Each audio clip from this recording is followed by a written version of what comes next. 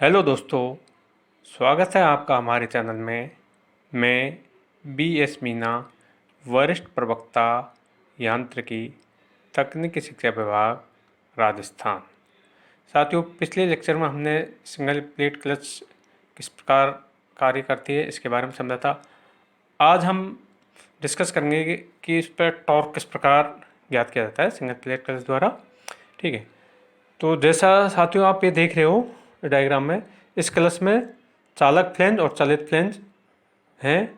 इनमें से प्रत्येक की सतह पर जो फ्रिक्शन लाइनिंग लगी होती है, इनकी सतह पर घर्षण स्तर लगा होता है। तो चालक और चालित फ्लेंजों के मध्य में, इसके मध्य में आप ये देख रहे हो, ये सिंगल डिस्क या सिंगल प्लेट इसको बोलते हैं, एकल प्लेट जिसको बोलते हैं, ये लगी होती है।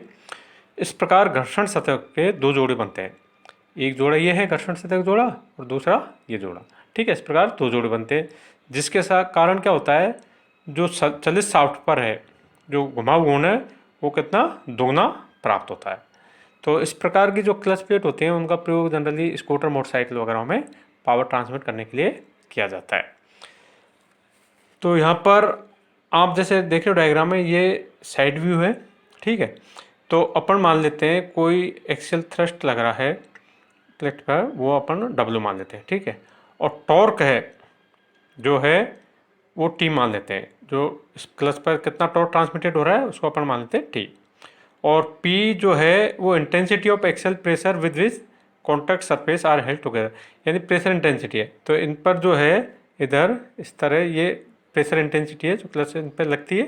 ठीक है, इसको अपन ने मान लिया पी।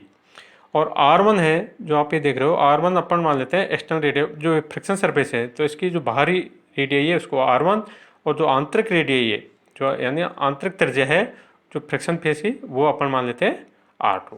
ठीक है, और इनमें जो फ्रिक्शन लगेगा तो म्यू अपन मान लेते हैं कोफिशिएंट ऑफ फ्रिक्शन। ठीक है, तो यहाँ पर आप साइड व्यू में देख रहे हो, ये बाहरी है, ये जो है बाहरी त्रिज्या R1 और ये आंतरिक त्रिज्या R2। तो अपन क्या करते हैं, एक एलिमेंट्री रिंग कंसीडर करते हैं जिसकी रेडियस R और उसकी थिकनेस है dr। ठीक है, तो ये एलिमेंट्री रिंग आप ये देख रहे हो, इसको कंसीडर करते हुए अपन जो है एक घर्षण सतह का जोड़ा लेकर अपन टॉर्क निकालते हैं सिंगल प्लेट क्लच में। ठीक है, तो अपन ने जो R रेडियस की और dr थिकनेस की जो रिंग कंसीडर की है, तो इसका तो area of the friction surface of ring, ring के ऊपर फ्रिक्शन सरफेस एरिया क्या होगा, 2πr dr। ठीक है, तो एक्सियल फोर्स जो लगेगा रिंग पर वो मान लेते हैं अपन डेल्टा डब्ल्यू। जो रिंग पर जो एक्सियल फोर्स लगेगा वो अपन मान लेते हैं डेल्टा डब्ल्यू। तो वो क्या होता है, प्रेशर इंटू एरिया। ठीक है, तो प्रेशर यानी P इंटू एरिया कितना है, 2πr dr। ठीक है, तो ये axial force on the ring, जो अपन रिंग माने डेल्टा डब्ल्यू, उसका माना है P इंटू 2πr dr। अगर यही एक्सियल फोर्स जो है पूरे उस पर कंप्लीट उस पर लगता है, तो अपन क्या करेंगे, जो एक्सेल फोर्स जो रिंग पर लग रहा है तो इसको इंटीग्रेट कर देंगे, और रेडियस क्या है R1 R2, तो R2 से R1 की लिमिट लेके तो ये आ जाएगा P 2πr dr। ठीक है, ये टोटल एक्सेल फोर्स होगा।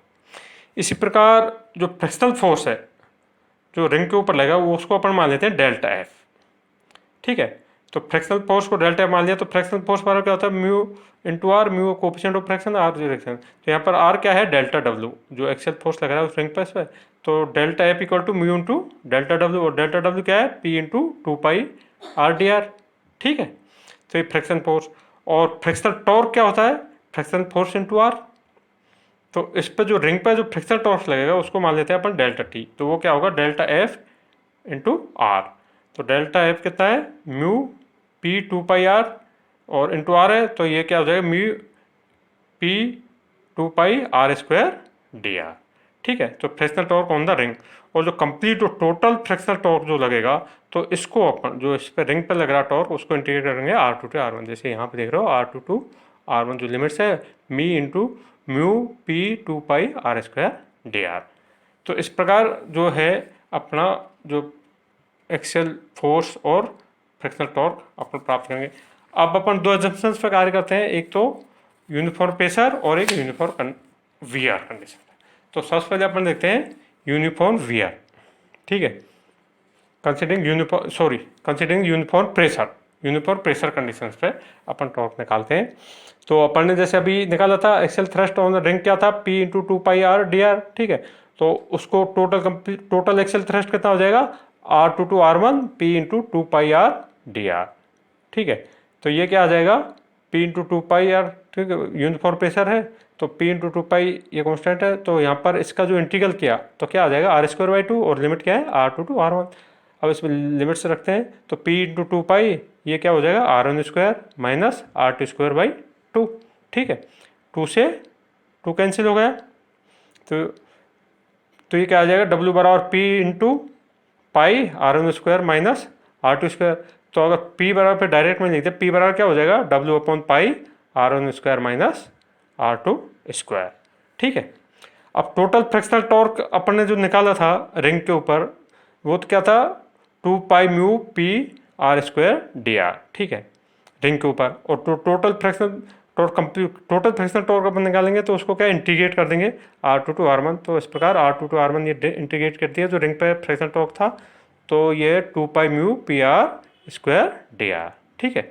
अब इसका अपन इंटीग्रेट करते हैं तो 2πμp ये बाहर, तो इसका इंटीग्रल क्या हुआ R³/3 और लिमिट्स हैं R2/R1, ठीक है। तो ये क्या आ जाएगा 2πμp/r1³ माइनस R2³/3, ठीक है। तो अब यहाँ पर P की वैल्यू है तो ये जो इंटेंसिटी ऑफ प्रेशर P ये बराबर क्या है W/पाई R1² माइनस R2²। तो ये पुट करते हैं यहाँ पर तो ये क्या आ जाएगा 2πμ और P की जगह ये रख देते हैं अपन W/पाई R1² माइनस R2² इंटू ये लिख लेते हैं फिर as it is R1³ minus R2³/3, ठीक है। तो यहाँ पर आप देख लो पाई से पाई कैंसिल हो जाएगा, ठीक है। तो ये क्या आ जाएगा, ये 2/3 इस प्रकार इसको इस फॉर्म लिख देते हैं 2/3 μW R1³ minus R2³/R1² minus R2²। तो ये आ गया टोटल फ्रिक्शनल टॉर्क, ठीक है, क्लच प्लेट पे। तो ये जो सिंगल प्लेट क्लच जो है इस पर 2 पेसेज होते हैं जो फ्रिक्शन सरफेसेज होती हैं, ठीक है। तो 2 पेयर्स ऑफ फ्रिक्शन सरफेसेज होते हैं। तो ये अपन ने क्या पहले सिंगल पेयर के लिए निकाला था, तो फिर ये 2 पेयर्स के लिए कितना आ जाएगा T बराबर 2 into 2/3 μW R1³ minus R2³/R1² minus R2²। इस तरह सिंगल प्लेट क्लच पे यूनिफॉर्म प्रेशर कंडीशंस में अपना ये फ्रिक्शनल टॉर्क प्राप्त हो जाता है। धन्यवाद।